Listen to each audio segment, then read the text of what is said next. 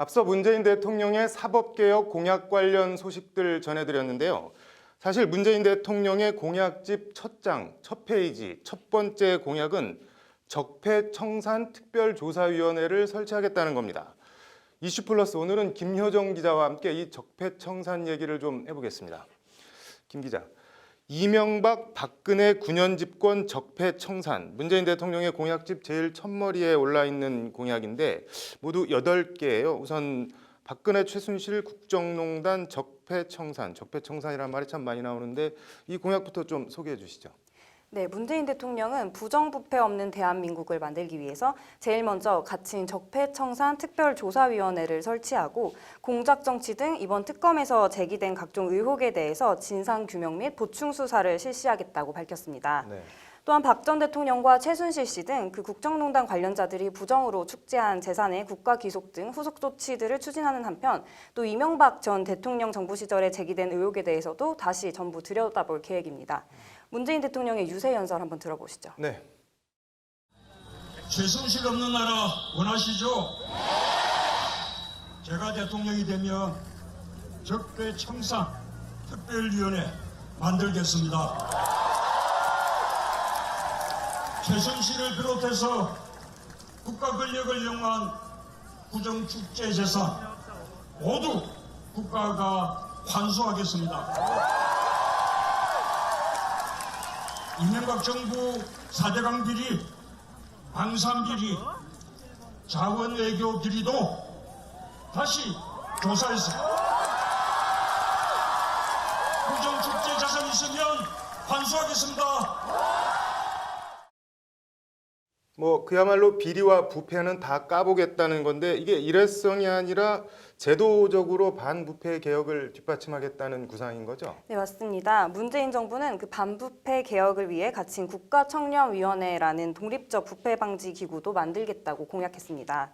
그 공직자의 민간에 대한 부정한 청탁에 대한 규제와 뇌물과 알선 수재, 배임, 횡령 등 5대 중대 부패 범죄의 양형을 크게 강화하고 대통령의 사면권도 제한하겠다고 강조했습니다.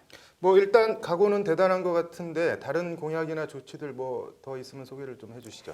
네, 우선 내부 고발자 등 공익 신고자에 대한 보호 강화 조치가 눈에 띄고요. 또 국민 참여 재판 대상을 불공정 거래 행위 등 경제 범죄와 재난 환경 등 집단 피해 발생 사건까지 확대하겠다는 공약도 내놨습니다. 한마디로 국민 눈높이에서 비리를 척결하겠다는 구상입니다. 그 밖에 가칭 시민공익위원회를 설치해 공익법인에 대한 감시를 강화해서 미르, K스포츠재단 같은 특혜성 공익법인 출연을 원칙적으로 차단하겠다는 공약도 아울러 제시했습니다. 만들겠다는 게 참 많네요.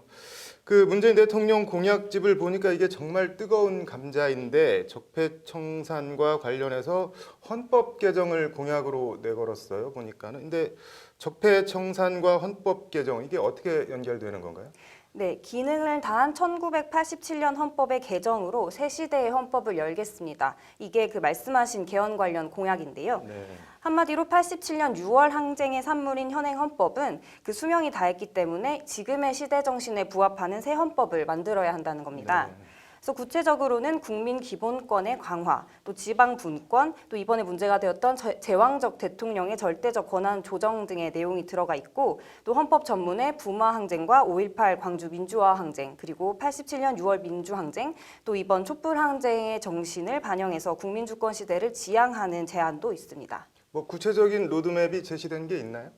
네, 대선 후 정부에다가 개헌 특별위원회를 구성하고 또 산하에 국민 참여 개헌 논의 기구를 설치해서 국민들의 의견을 수렴한 뒤에 내년 초에 국회가 개헌안을 통과시키고 또 같은 해 6월에 있을 지방선거에서 국민투표에 이 헌법 개정안을 국민투표를 붙이자 이런 로드맵을 내놨습니다. 직접 한번 들어보시죠. 네. 국회가 2018년 내년 초까지 개헌안을 통과시키고 6월 지방선거에서 국민투표에 붙이면 개헌이 완성됩니다.